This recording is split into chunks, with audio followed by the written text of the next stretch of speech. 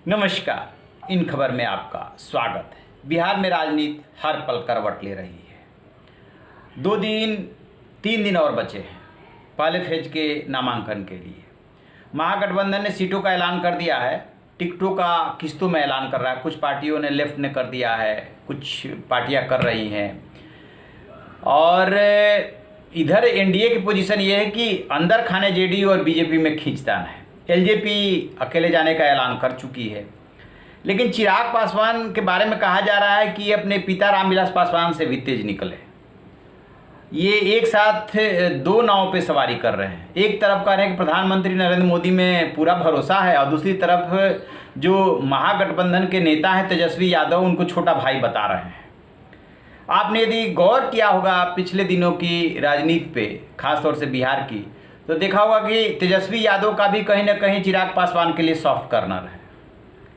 तो आखिरकार ये कौन सी राजनीति हो रही है? सामान्य तौर पे होता ये है कि जब आप चुनाव में जाते हैं या चुनाव में नहीं भी जाते हैं तो भी विपक्ष के नेताओं से निजी संबंध अच्छे हो सकते हैं, लेकिन जब राजनीतिक बात होती है तो एक दूसरे की आलोचना करते हैं। संसदीय लोकतंत्र की इससे अच्छाई कह लीजिए या बुराई कह लीजिए कि यदि सत्ता पक्ष अच्छा भी कर रहा होता है तो उसकी आलोचना ही विपक्ष करेगा। तो अब ये तेजस्वी यादव को जो छोटा भाई बता रहे हैं प्रधानमंत्री नरेंद्र मोदी को, तो इन्होंने जो भरोसा जताया उसका मतलब समझ में आ रहा है कि केंद्र में एनडीए में रहना है तो प्रधानमंत्री नरेंद्र मोदी नमो नमो कहना होगा। 4 साल की अभी सरकार है, ये मौजूदा कार्यकाल।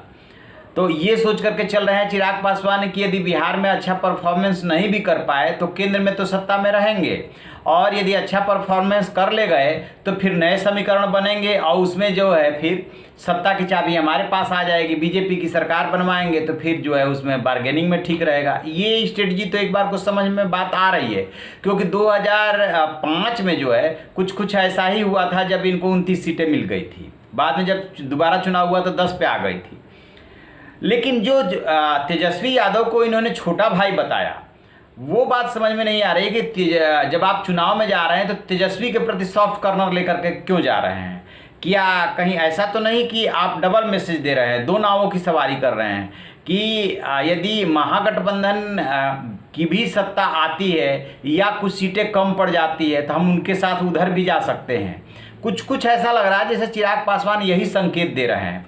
दरअसल चिराग पासवान जो है रामविलास पासवान के बेटे हैं, पढ़े लिखे हैं, काफ़ी अंदर से जो है ऊर्जा है। गए थे फिल्मों में, वहाँ सक्सेस नहीं हो पाए, लेकिन राजनीति में जो है काफ़ी उनमें ऊर्जा है। बिहार फर्स्ट, बिहारी फर्स्ट का नारा लेकर के चल रहे हैं, और 21वीं सदी है, लिहाजा उसी हिसाब से राजनीति कर रहे हैं। यानी कि जो युवाओं को अच्छा लगे वही बोल रहे हैं।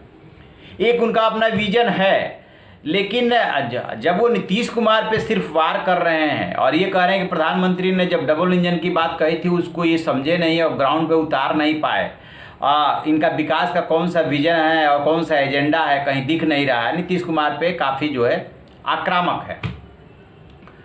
तो डबल जो गेम कर रहे हैं या 2 नावों की जो सवारी कर रहे हैं उसमें जोखिम भी उतना ही होता है।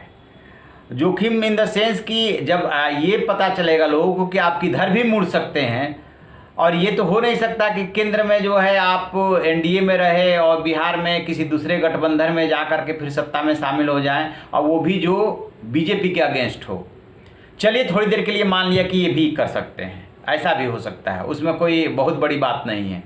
तो भी आप मतदाताओं को क्या मैसेज दे रहे हैं? मतदाताओं को ये मैसेज दे रहे हैं कि या तो तेजस्वी यादव को वोट दो, या बीजेपी को वोट दो, या फिर मुझे वोट दो। यही तो आप कहना चाह रहे हैं। नीतीश कुमार को वोट मत दो, यानी नीतीश कुमार को कमजोर करो। यानी कि 1 पॉइंट प्रोग्राम, 1 पॉइंट एजेंडा क्या है? नीतीश कुमार को कमजोर करो। और बीजेपी भी अंदर से यही चाह रही है। तो ये मैसेज कितना लोग कंसीव कर पाते हैं और कितना उसके अकॉर्डिंगली जो है वो वोटिंग करते हैं, ये देखने वाली बात हो गई। लेकिन चिराग पासवान बहुत तेज दौड़ रहे हैं और युवा हैं, ऊर्जा है, 21वीं सदी है। हो सकता है कि दाव लग जा, लेकिन हो सकता है कि दाव ना भी लगे। चलिए देखते हैं, इंतजार करते हैं। बहरहाल चिराग पासवान की राजनीति फिलहाल जो है बहुत ठीक से समझ में नहीं आ रही है। कुछ ना कुछ सोच समझ के ही बोल रहे होंगे कि तेजस्वी के प्रति इतना प्यार क्यों जता रहे हैं। मोदी के प्रति प्यार जताना तो समझ में आ रहा है, और नीतीश के प्रति आक्रामक होना भी समझ में आ रहा है। लेकिन ये तेजस्वी छोटा भाई बन गया, वो भी चुनाव के ऐन मौके पे। इसको थोड़ा समझने की ज़रूरत है।